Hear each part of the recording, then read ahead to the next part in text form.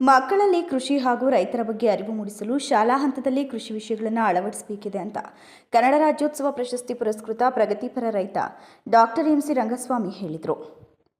ಹಾಸನ ನಗರದ ವಿಜಯ ಶಾಲೆಯಲ್ಲಿ ನಡೆದ ವಿಜಯ ಸಂಕ್ರಾಂತಿ ಕಾರ್ಯಕ್ರಮದಲ್ಲಿ ಮಾತನಾಡಿದ ಅವರು, ಪುಸ್ತಕ ಜ್ಞಾನದ ಜೊತೆಗೆ ಪೋಷಕರು ಮಕ್ಕಳಲ್ಲಿ ಕೃಷಿಯ ಬಗ್ಗೆ ಆಸಕ್ತಿ ಬೆಳೆಸಬೇಕು ಅಂತ ಕರೆ ನೀಡಿದರು. ಸರ್ಕಾರ ಪಠ್ಯಕ್ರಮದಲ್ಲಿ ಕೃಷಿ ವಿಷಯ ಸೇರಿಸಬೇಕು. ಮೊಬೈಲ್ ಕಂಪ್ಯೂಟರ್ಗಳ ಬದಲಾಗಿ ಕೃಷಿ ಹಾಗೂ ಸ್ವ ಉದ್ಯೋಗದತ್ತ ಮಕ್ಕಳನ್ನು ಪ್ರೇರೇಪಿಸಬೇಕು ಅಂತ ಹೇಳಿದರು. ರಾಷ್ಟ್ರೀಯ ಪ್ರಶಸ್ತಿ ಪುರಸ್ಕೃತ ರೈತ ಮಹಿಳೆ ಕೆ ಹೇಮಾ ಆನಂದ್ ಅವರು ಸಾವಯವ ಕೃಷಿಗೆ ಒತ್ತು ನೀಡಬೇಕು, ಕೃಷಿ ಭೂಮಿ ಉಳಿಸುವುದು ಎಲ್ಲರ ಹೊಣೆ ಅಂತ ಹೇಳಿದರು. ಶಾಲಾ ಸಂಸ್ಥಾಪಕ ನಿರ್ದೇಶಕಿ ತಾರಾ ಎಸ್ ಸ್ವಾಮಿಯವರು ಸಂಕ್ರಾಂತಿಯನ್ನು ಅರ್ಥಪೂರ್ಣವಾಗಿ ಆಚರಿಸುವುದಾಗಿ ತಿಳಿಸಿದರು. ಪ್ರಶ್ನೆ ಕೇಳ್ತೀನಿ, ಸಣ್ಣ ಪ್ರಶ್ನೆ, ಉತ್ತರ ಹೇಳ್ತಿರಲ್ಲ. ಈಗ ನೀವೆಲ್ಲ ವಿದ್ಯಾಭ್ಯಾಸ ಆದ್ಮೇಲೆ ಮುಗಿಸಿದ್ಮೇಲೆ ನಿಮ್ಮ ಮನಸ್ಸಲ್ಲಿ ಏನಾದ್ರು ಇದ್ರೆ ಅಥವಾ ನಿಮ್ಮ ತಂದೆ ತಾಯಿಗಳು ಏನಾದ್ರು ನೀನು ಓದಿದ್ಮೇಲೆ ಇದಾಗೋ ಅಂತ ಹೇಳ್ತಾ ಇರ್ತಾರಲ್ಲ, ನೀವೇನಾಗ್ಬೇಕು ಅಂತ ಆಲೋಚನೆ ಮಾಡ್ತಾ ಇದ್ದೀರಿ? ನಿಮ್ಮ ಮನಸ್ಸಲ್ಲಿ ಏನಾದ್ರು ಇದೆಯಾ?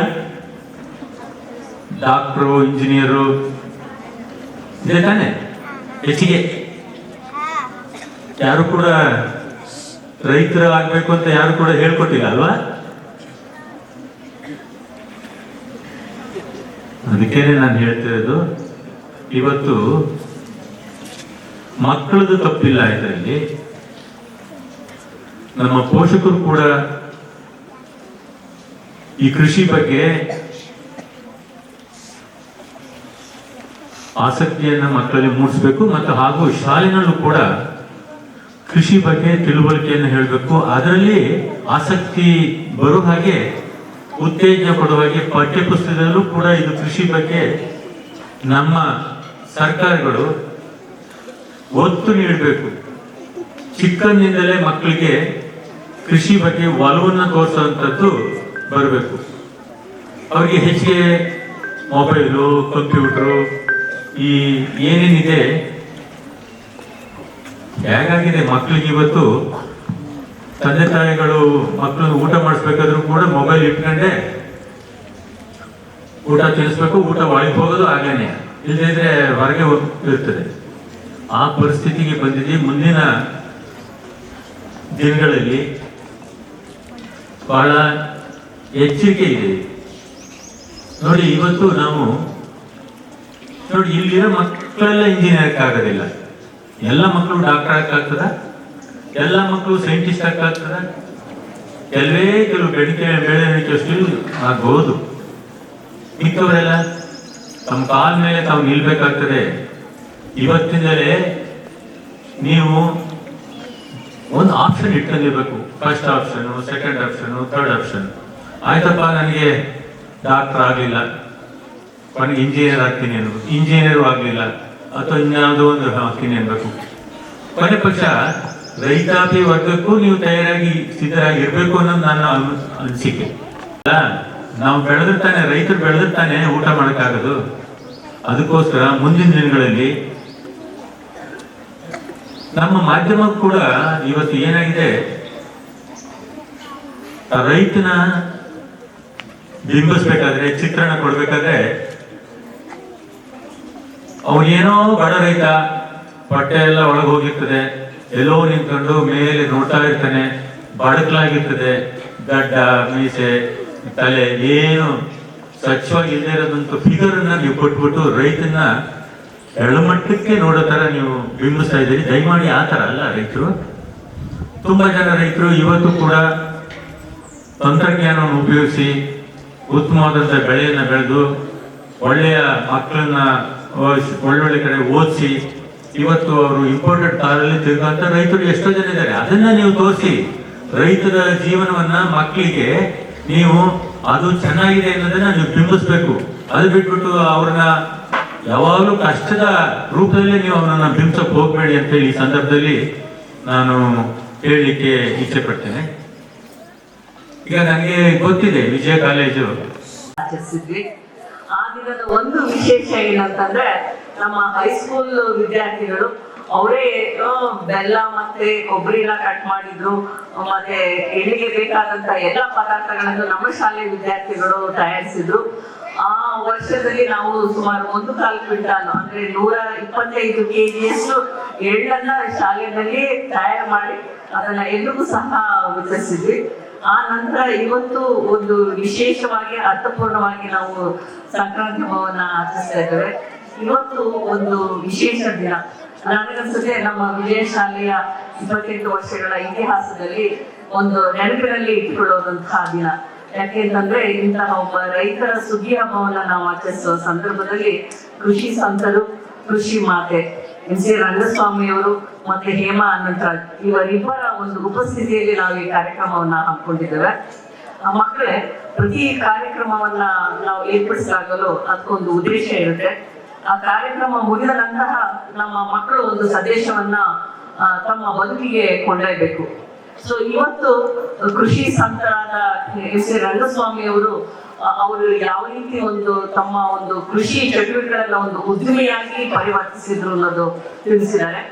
ಅವ್ರ ಮಕ್ಕಳು ಒಂದು ಹೇಳಿದ್ರು, ರೈತರು ಅಂತ ತಕ್ಷಣ ಒಂದು ಬಡ ರೈತನ ಒಂದು ಚಿತ್ರ ಬರಬಾರ್ದು.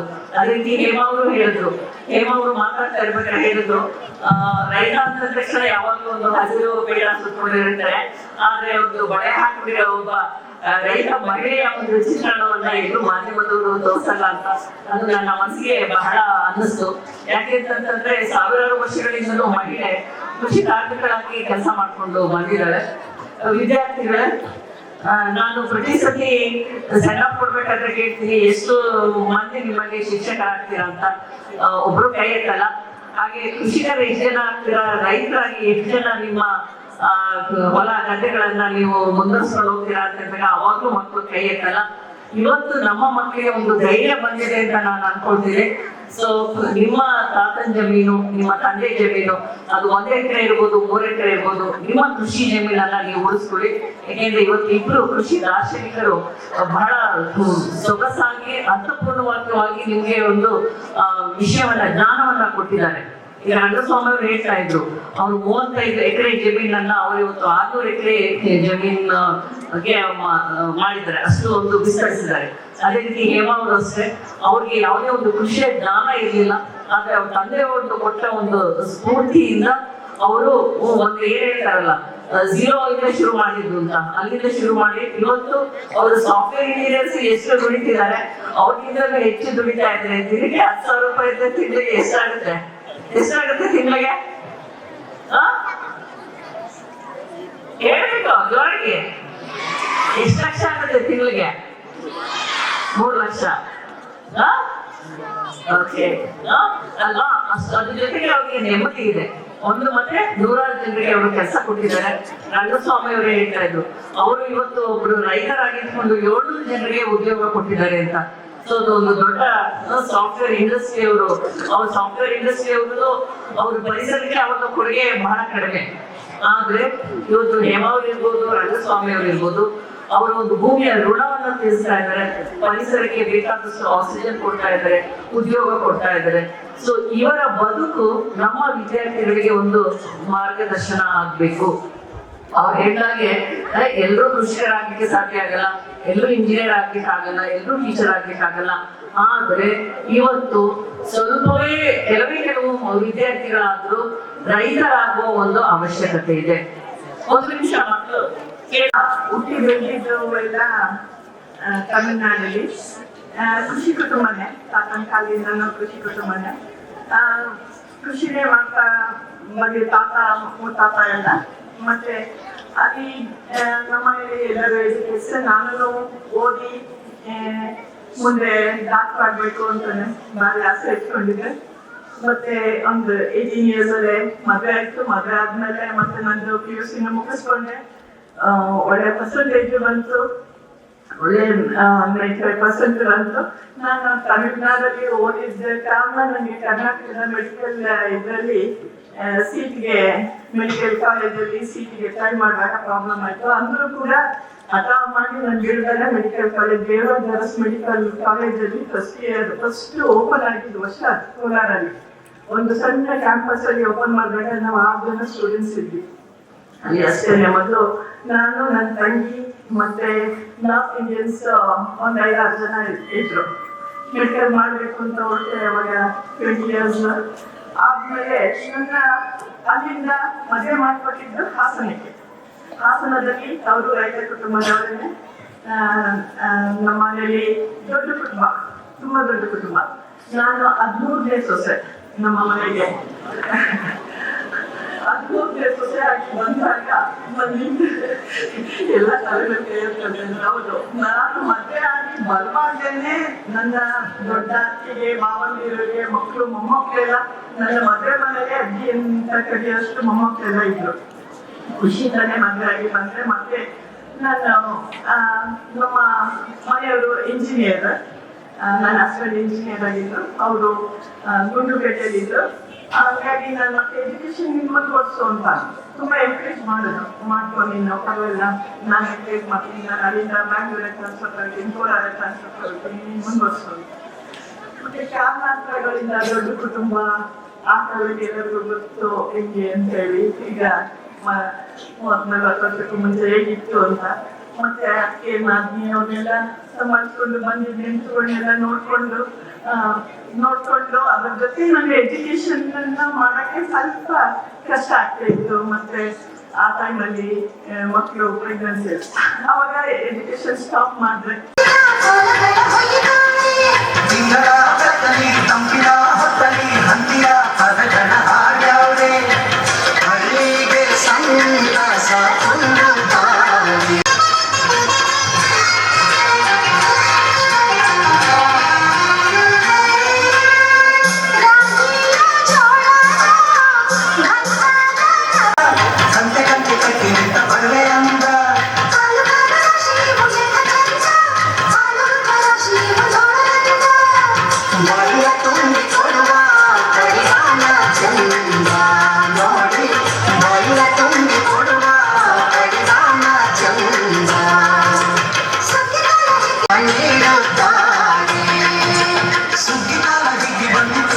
ಕಾರ್ಯಕ್ರಮವನ್ನು 3ನೇ ತರಗತಿ ವಿದ್ಯಾರ್ಥಿಗಳು ಗ್ರಾಮೀಣ ಸೊಗಡಿನಲ್ಲಿ ನಡೆಸಿಕೊಟ್ಟರು. ಈ ವೇಳೆ ಶಾಲಾ ಆಡಳಿತ ಮಂಡಳಿ ಅಧ್ಯಕ್ಷ YN ಸುಬ್ಬಸ್ವಾಮಿ, ಪ್ರಾಂಶುಪಾಲ ನಂದೀಶ KS, ಶಿಕ್ಷಕರು ಹಾಗೂ ಪೋಷಕರು ಉಪಸ್ಥಿತರಿದ್ದರು.